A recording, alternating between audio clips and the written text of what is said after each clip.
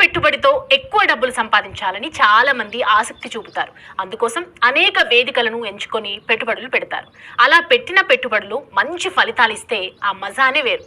తాజాగా ఓ వ్యక్తి ₹1,00,000 పెట్టుబడి పెట్టి 80 కోట్ల రూపాయలను లాభంగా పొందాడు. ఇది చూసిన ప్రతి ఒక్కరూ వారివ్వ అదృష్టం అంటే ఇది కదా అని ఆశ్చర్యపోతున్నారు. ఈ అదృష్టం అసలు కహాని ఏంటో ఇప్పుడు చూద్దాం. షేర్ మార్కెట్ ఈ పేరు ఆధునిక యుగంలో తెగ వాడుకలోకి వచ్చింది. ప్రతి ఒక్కరూ మంచి పేరొందిన సంస్థలో పెట్టుబడులు పెట్టి షేర్లను కొంటూ తమ అదృష్టాన్ని పరీక్షించుకుంటున్నారు. అలాగే గత 30 ఏళ్ల క్రితం ఒక వ్యక్తి ₹1,00,000 పెట్టుబడిగా పెట్టి JSW స్టీల్ కంపెనీలో షేర్ కొన్నాడు.